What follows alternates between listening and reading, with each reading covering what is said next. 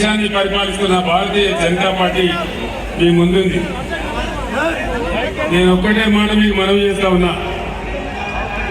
10 ఏళ్ల నాడు నరేంద్ర మోడీ ఈ దేశానికి ప్రధానమంత్రి అయినాడు.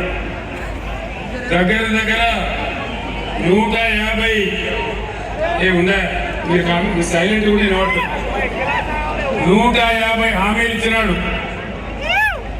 ఏ ఒక్క హామీ అన్న నెరవేర్చిందా నరేంద్ర మోడీ? సబ్కా సాత్ సబ్కా వికాస్ ఏమైనా అయిందా? సబ్కా సత్యనాశ్ దేశ్ కా సత్యనాశ్ అయింది. రూపాయి విలువ 84 రూపాయలు పడిపోయింది డాలర్తో పోల్చుకుంటే. అదేవిధంగా బేటీ పడావో బేటీ బచావో ఎక్కడన్నా బేటీ చదివిందా? ఏమైనా ప్రత్యేక కార్యక్రమాలు జరిగినాయా? జరగలేదా? అమృత్ కాల్ వచ్చిందా? అచ్చే దిన్ వచ్చిందా? అచ్చే దిన్ రాలేదు కానీ సచ్చే దిన్ మాత్రం వచ్చింది. డీజిల్ ధర పెరిగింది, పెట్రోల్ ధర పెరిగింది, ఎరువుల ధరలు పెరిగినాయి. పేద ప్రజలు బతకలేని పరిస్థితి వచ్చింది తప్ప అచ్చే దిన్ మాత్రం రాలేదు. మేక్ ఇన్ ఇండియా ఏమైనా వచ్చిందా? డిజిటల్ ఇండియా ఏమైనా జరిగిందా? వికసిత్ భారత్ ఏమైనా అయిందా? వికసిత్ భారత్ కాలేదు కానీ విఫల భారత్ అయింది. నిజమే కదా? ఇక ఆయన మొదట్లోనే చెప్పిండు. పార్లమెంట్ ఎన్నికలలో 10 ఏళ్ల కింద పోటీ చేసినప్పుడు ఒక మాట చెప్పిండు.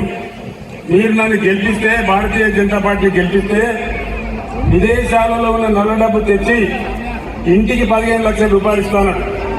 మరి కరీంనగర్ వాళ్ళకైతే 30 లక్షలు వచ్చినాయట. వచ్చినాయా? వచ్చినాయట కదా కరీంనగర్ వాళ్ళకు. ఏ వచ్చినాయి మీరు అబద్ధం చెప్తాను. బండి సాజీ తెచ్చిచ్చినట కదా. రాలేదా? మీకు కూడా రాలేదా అన్న? ఈ సైడ్ సపోర్ట్ లేదు. రాలేదా? మీకు రాలేదా అన్న? మీకు కూడా రాలేదా? ఎవరికి రాలే. 15 లక్షలు లేదు, 30 లక్షలు లేదు. అంత వట్టిదే గ్యాస్ ట్రాష్. అంతే కదా? మాట్లాడితే పాకిస్తాన్ చూపెట్టాలి. ఒకటి పుల్వామా, ఒకటి మన్ను మశానం. వాడు పాకిస్తాన్ కింద దేశం. ఒక్క జాపడు కొడితే 25 ఏళ్ళు మన తెలుగు రాడు. వాడిని చూపించి ఒక గ్యాస్ పెట్టి ఒక డ్రామా కొట్టి మనం ఎమోషనల్ బ్లాక్మెయిల్ చేసి మనం అందరినీ క్యారీ చేసి 10 సంవత్సరాల నుంచి పూర్తి చేస్తా ఉన్నారు. దయచేసి ఆలోచన చేయాలి. ముఖ్యంగా యువకులు, విద్యావంతులు, చదువుకున్న వాళ్ళు, మేధావులు ఈ కరీంనగర్ పట్టణంలో, కరీంనగర్ ప్రాంతంలో చాలా మందిగా ఉన్నటువంటి రచయితలు మీ అందరికి నేను దండం పెట్టి చెప్తా ఉన్నా. ఈ మోడీ చేసే బ్లాక్మెయిల్, ఎమోషనల్ బ్లాక్మెయిల్ క్యారీ అయితే ఈ దేశం ఇప్పటికే సర్వనాశనమైంది. మోడీ కన్నా ముందున్న ప్రధానమంత్రులు 14 మంది ప్రధానమంత్రులు కేవలం 55 లక్షల కోట్ల అప్పు చేస్తే ఈయన ఒక్కడే 105 లక్షల కోట్ల అప్పు చేశారు. అదేవిధంగా రూపాయి విలువ పడిపోయింది. ఎక్స్పోర్ట్స్ మొత్తం నిలిచిపోయినాయి ఇండియా నుంచి. అదేవిధంగా దిగుమతులు బాగా పెరిగిపోయినాయి, ఇంపోర్ట్స్ పెరిగిపోయినాయి, విదేశీ మారక నిల్వలు తగ్గిపోయినాయి. అదేవిధంగా ఏ ఒక్క మాట సంవత్సరానికి 2 కోట్ల ఉద్యోగాలు భర్తీ చేస్తాంటే ఏ ఒక్కటి కూడా భర్తీ చేయలేదు. ఏ ఒక్క వర్గానికి, దళితులకు, గిరిజనులకు, మహిళలకు, పేదలకు, మైనారిటీలకు, రైతులకు ఏ ఒక్కరికి కూడా మేలు జరగలేదు. ఎవరికైనా జరిగిందా? ఢిల్లీలో రైతులు ధర్నా చేస్తే 750 మందిని పొట్టన పెట్టుకోండి మోడీ. మళ్ళీ ఆయన కోర్టు అవసరం పడితే ఉత్తరప్రదేశ్ లో ఎలక్షన్ ఉంటే అదే రైతులకు క్షమాపణ వేడుకొని గట్టెక్కిండు.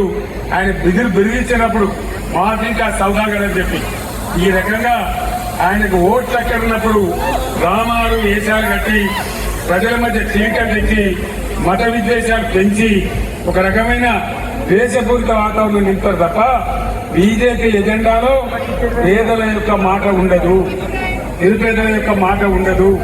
కార్పొరేట్ల కోసం 15 లక్షల కోట్ల బ్యాంకు రుణాలు ప్రజల సొమ్మును ఆయన అబ్బసొత్తులాగా మాఫీ చేసినాడు. కానీ రైతులకు రూపాయి ఇవ్వలేదు. రైతులను రాత్రి రంపాన పెట్టాడు. ఎవరికి కూడా మేలు జరగలేదు.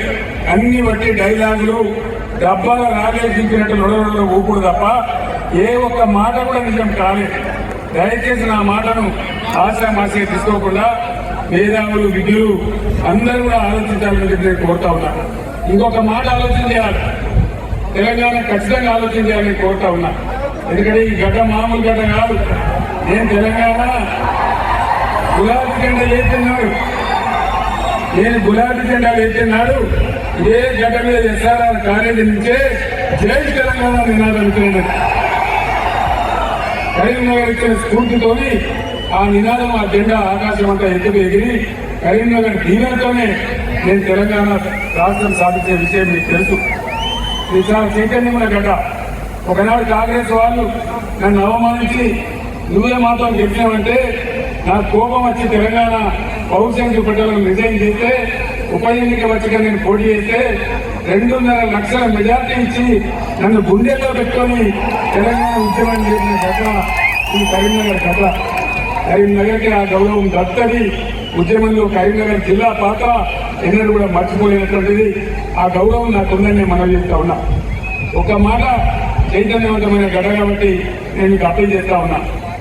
దేశంలో ఒక చట్టం ఉంది, విద్యా చట్టం. ఎన్ని జిల్లాలు ఉంటే ఇండియాలో ప్రతి జిల్లాలో కేంద్ర ప్రభుత్వం ఒక నవోదయ పాఠశాల ఏర్పాటు చేయాలి. ఇది చట్టం. చట్టాన్ని కూడా ఉల్లంఘించి నరేంద్ర మోడీ నేను 150 ఉత్తరాలు రాసిన, 100 సార్లు అడిగిన, అయ్యా మేము కొత్త రాష్ట్రమైనాం, మా కొత్త జిల్లాలకు నవోదయ పాఠశాల ఇవ్వమంటే ఒక్కటంటే ఒక్కటి కూడా ఇవ్వలేదు. దేశంలో నరేంద్ర మోడీ 157 మెడికల్ కాలేజీలు పెడితే ఒక్కటంటే ఒక్క మెడికల్ కాలేజీ కూడా మన తెలంగాణకు ఇవ్వలేదు. కొత్త వాళ్ళం ప్రాజెక్టు కట్టుకుంటున్నాం, కొత్తగా ఏర్పడే రాష్ట్రమని ఏదైనా ఒక ప్రాజెక్టుకు జాతీయ హోదా ఇవ్వమంటే ఏ ఒక్కనాడు కూడా ఒక జాతీయ హోదా ఇవ్వలేదు, ₹1 ఇవ్వలేదు. ఇంకా షరతులు పెట్టి నరేంద్ర మోడీ నా మెడ మీద కత్తి పెట్టింది. ఏం కత్తి? కేసీఆర్ నువ్వు మీ రైతుల కరెంటు మోటార్లకు మీటర్లు పెట్టాలి, లేకపోతే నీకు సంవత్సరానికి 5,000 కోట్లు కట్ చేస్తాను.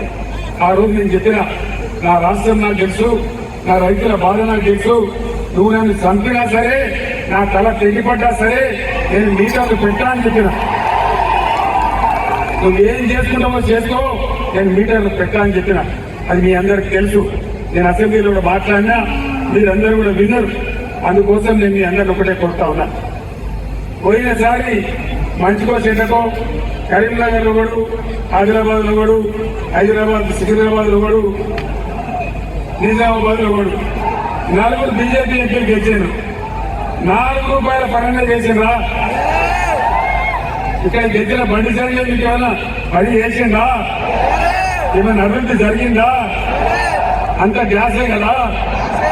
ఎంతసేపు లొడా మతం పిచ్చి అభివృద్ధి మాట్లాడు తప్ప, పంచాయతీ పెట్టించుడు తప్ప ఎవరికైనా ఏమైనా లాభం జరిగిందా? కరీంనగర్ స్మార్ట్ సిటీ చేయించిందే వినోద్ కుమార్. ఒకనాడు ఎక్కడో ఉన్న కరీంనగర్ ను రోజు నాతో కొట్టాలి. 2,000 కోట్ల రూపాయలు తెచ్చి ప్రతి రోడ్డును బ్రహ్మాండంగా తీర్చి ఇట్లాంటి సుందరమైన దృశ్యాలు తెచ్చింది మన గంగుల కమలాకర్ గారు. అభివృద్ధి అంతా మీకు కళ్ళ ముందే జరిగింది కదా. ఏ విధమైన కేబుల్ బ్రిడ్జి వచ్చింది, పట్టణం ఏ విధంగా అభివృద్ధి జరిగింది మీ కళ్ళ ముందే జరిగింది. కానీ బండి సంజయ్ పైసా పని అయిందా? ఒకనాడన్న పార్లమెంట్ మాట్లాడిందా? అసలు మాట్లాడుతుందా? ఆయన గట్టిగా మాట్లాడితే హిందీయా, ఇంగ్లీషా, తెలుగుగా మనమే కావాలి. భాష అది హిందీ భాషనా, ఇంగ్లీషా, తెలుగా మనకే అర్థం కాకపోతే పార్లమెంట్ వాళ్ళకి అర్థమవుతుందా?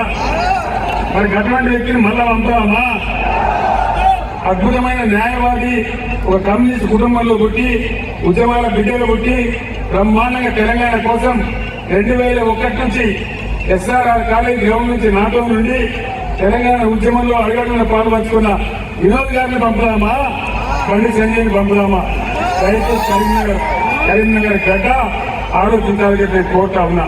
ఇది ఆశామాషి వ్యవహారం కాదు. రాష్ట్రం మనది, భవిష్యత్తు మనది. మనం గుడ్డిగా ఆశామాషిగా ఓటేస్తే ఏం దెబ్బతింటాం? ఇప్పటికే నష్టపోయినాం, ఇప్పటికే దెబ్బతిన్నాం, ఇంకా కూడా ముందుకు దెబ్బ తినవద్దు అని కోరుతా ఉన్నా. ये कांग्रेस पार्टी